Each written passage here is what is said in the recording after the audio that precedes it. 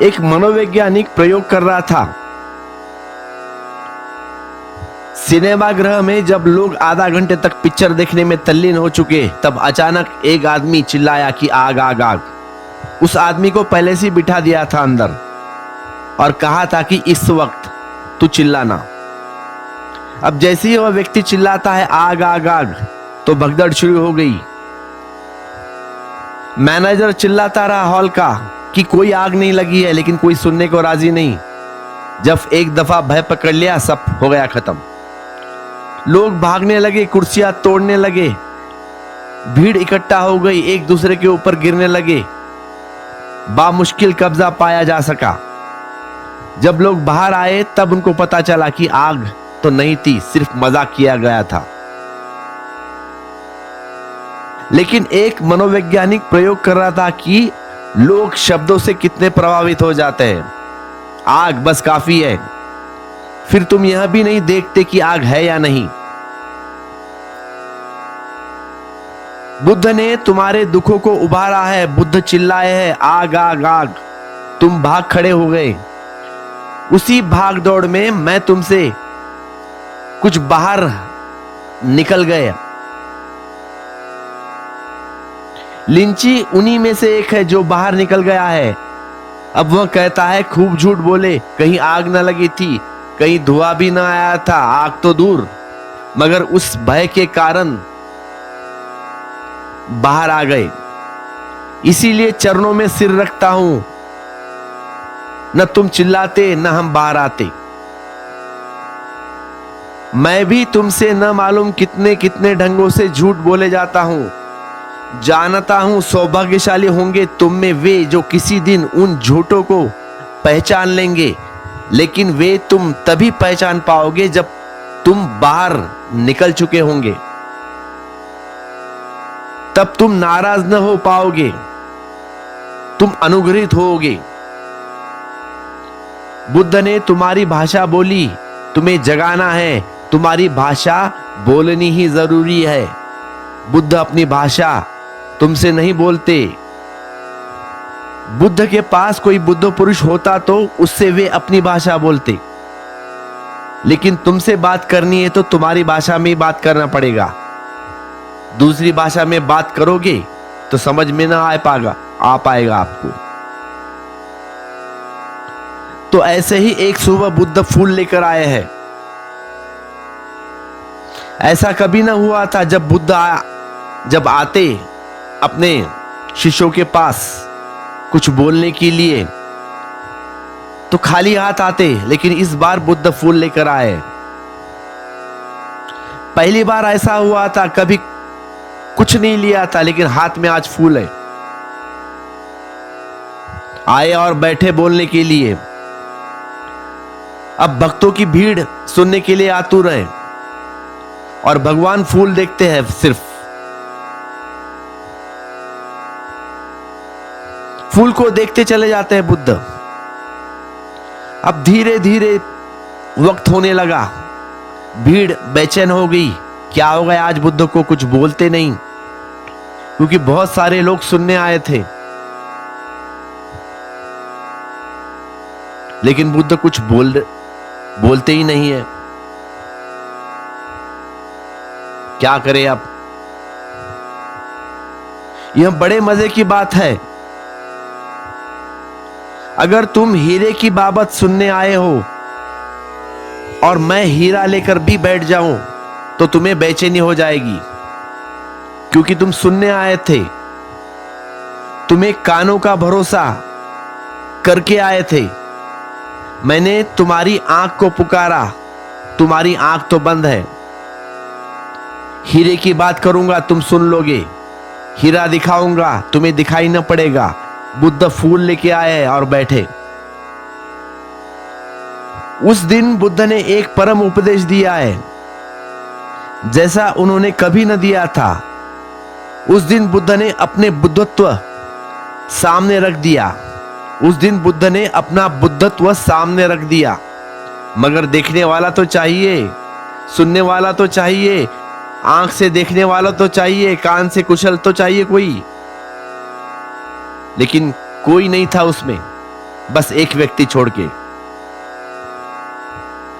तुम्हारे सब शास्त्र कान से आए हैं, सत्य आंख से आता है, सत्य प्रत्यक्ष है, सुनी हुई बात नहीं, सत्य कोई श्रुति नहीं है, न कोई स्मृति है, सत्य दर्शन है। उस दिन बुद्ध बैठे रहे, लोग परेशान होने लगे। बुद्धत्व सामने हो, लोग परेशान होने लगे। देखिए क्या मंदिर होगा वहां का। बुद्ध फूल लिए है कमल का, बैठे हैं सामने, बात नहीं कर रहे, और जो सुनने वाले एक दूसरे से बातचीत कर रहे। अंधे ही रहे होंगे। घड़ी पर घड़ी बीतने लगी और लोग सोचने लगे अब घर जाने की बारी आ गई, टाइम हो गया। लेकिन मामला क्या है, कोई कह भी ना सका। क्या कहे बुद्ध से? बुद्ध से कहोगे भी क्या कि आप ये क्या कर रहे हैं, व्हाट आर यू डूइंग, बैठे क्यों हो, कुछ बोलो। आप बोले तो कुछ हम सुनेंगे। शब्दों तक हमारी पहुंच है, लेकिन मौन तक हमारी पहुंच नहीं। किसी को यह दिखाई नहीं पड़ा कि यह आदमी क्या दिखा रहा है, क्या बोलना चाहता है। फूल को बुद्ध देखते रहे, परम शून्य, एक विचार की तरंग भी भीतर नहीं, मौजूद और मौजूद नहीं, एक विचार की तरंग भी नहीं, उपस्थित और अनुपस्थित, विचार का कण भी नहीं है। परम ध्यान की अवस्था, समाधि साकार और हाथ में खिला हुआ फूल, प्रतीक पूरा था। ऐसी समाधि साकार हो तो ऐसे जीवन का फूल खिल जाता है। कुछ और कहने को न था, अब और कहने को बचता भी क्या है। पर आंख के अंधे लोग, जब ऐसी बेचैनी की लहर सब तरफ फैलने लगी, उतने चैन के सामने भी लोग बेचैन हो गए, उतने चैन के सामने भी लोग बेचैन हो गए, उतनी शांति के सामने भी लोग अशांत हो गए। तब एक बुद्ध का शिष्य महाकश्यप, इससे पहले उसका नाम भी किसी ने न सुना था, साधारण व्यक्ति था महाकश्यप। भिक्षु अपने आप बैठ जाता बाजू, किसी से बात नहीं, कुछ नहीं, अपना अपना खाना खाना, ध्यान करना बस।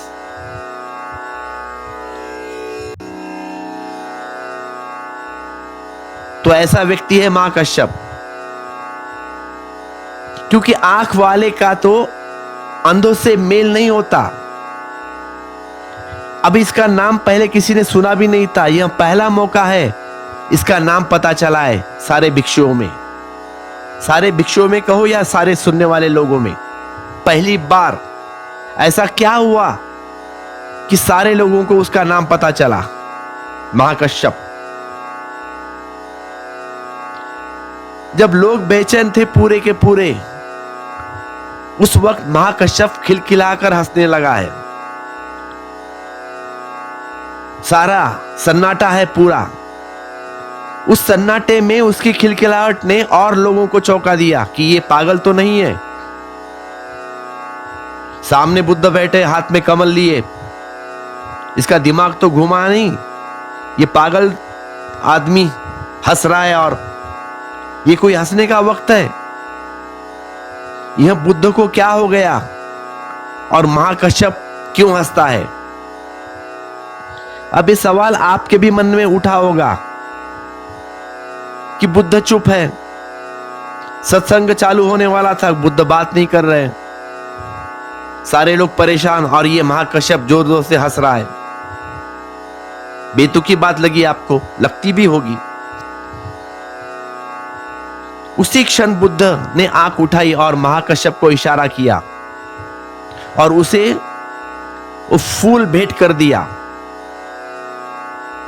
और भीड़ से यह कहा कि जो मैं शब्दों से तुम्हें दे सकता था तुम्हें दिया, जो शब्दों से नहीं दिया जा सकता वह महाकश्यप को देता हूं।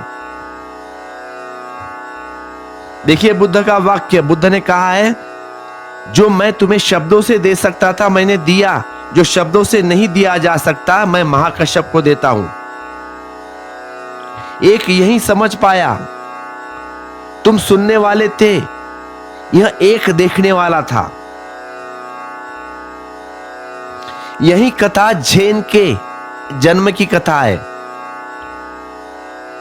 झेन शब्द आता है ध्यान से, जापान में ज़ेन हो गया और चीन में चान हो गया, लेकिन मूल रूप है ध्यान।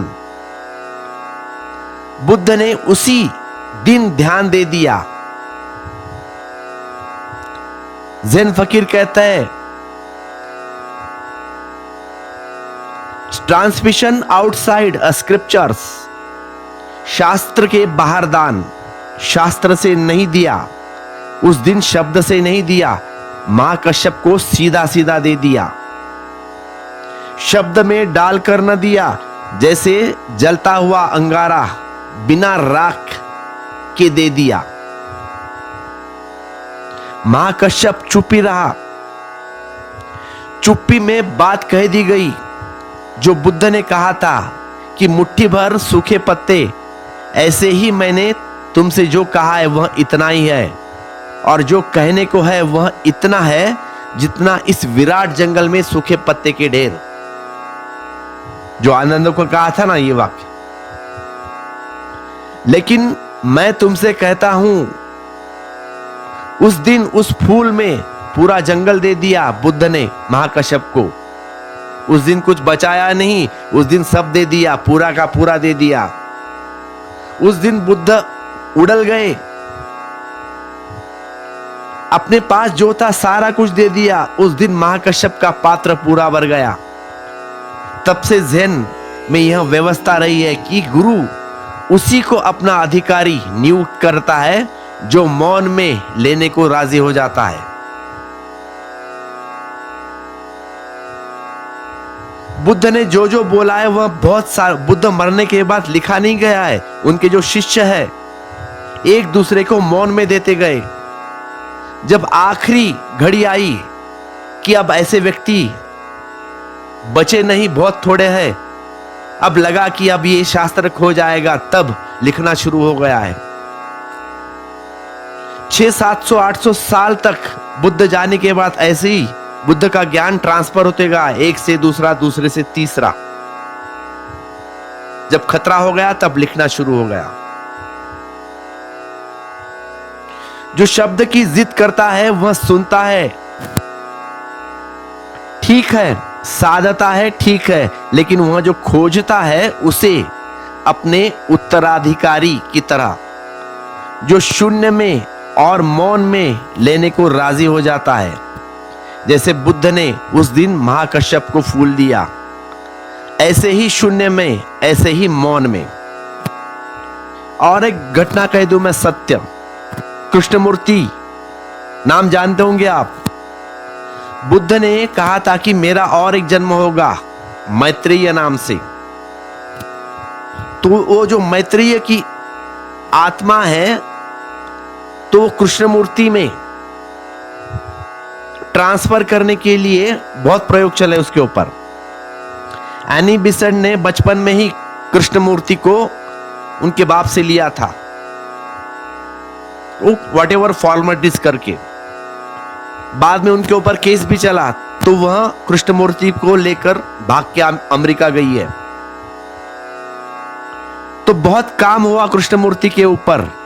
अब वह दिन घड़ी आ गई जिस दिन कृष्णमूर्ति कहे कि मैं अब कृष्णमूर्ति नहीं हूं, मैं मैत्रेय हूं। उसी दिन एक थोड़ी सी गलती हो गई और कृष्णमूर्ति ने कहा, इनकार कर दिया कि मैं कृष्णमूर्ति हूं, कोई मैत्रेय वेत्र नहीं हूं। तो ऐसा नहीं है कि बुद्ध ने जो कहा है वही सब है। वह तो शुरुआत है, वह तो बारह कड़ी है, उसका सहारा लेकर आगे बढ़ जाना है। वह तो ऐसा ही है जैसे हम स्कूल के बच्चों को सिखाते हैं ABCD या क ख ग घ। क्योंकि अब धार्मिक बातों तो सिखाई नहीं जा सकती। राज्य धर्मनिरपेक्ष है, तो गणेश की जगह गधा, कुछ भी लिख दो तुम। अब भगवान का नाम लिखो, कृष्ण का नाम लिखो, तो मुसलमान नाराज हो जाएंगे, जैन नाराज हो जाएंगे।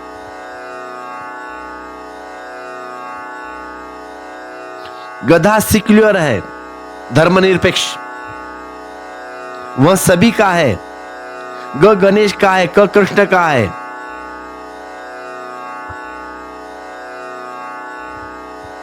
लेकिन गधा धर्मनिरपेक्ष। लेकिन बच्चों को सिखाते हैं, फिर ऐसा थोड़ी है कि वह सदा याद रखता है कि जब भी तुम कुछ पढ़ो तब बार बार जब भी ग आए अक्षर तो कहो कि गणेश का। तब पढ़ ही नहीं पाएगा, पढ़ना जरा मुश्किल हो जाएगा। तो जो साधक था वह बाधक हो जाएगा। जो कहा है वह तो ऐसा ही है, ग गणेश का। वह तो पहली कक्षा के विद्यार्थी की बात है कि क कृष्ण का। लेकिन बुद्ध ने पहली कक्षा की बात कही क्योंकि तुम वहीं खड़े हो। उन्होंने विश्वविद्यालय यूनिवर्सिटीज के आखिरी छोर की बात नहीं की है। वह तुम्हें कभी पहुंचे होगे तब देखा जाएगा। अभी तो तुम कहां हो, वहीं से बात शुरू करनी होगी। और वहां पहुंच गए जब तुम, तो कहने की जरूरत नहीं रह जाती, तुम खुद समझ जाओगे, तुम खुद समर्थ हो जाओगे तब। तो शुरुआत है शून्य से, अंत है देखना। शुरुआत है संदेह से, अंत है श्रद्धा पर। संदेह को कैसे श्रद्धा तक पहुंचाया जाए, नास्तिकता को कैसे आस्तिकता तक पहुंचा जाए, नहीं कोई कैसे ही मैं में बदला जाए, यही बुद्ध की कीमिया है। यह बुद्ध का धर्म है। ऐसो धम्मो सनातनो।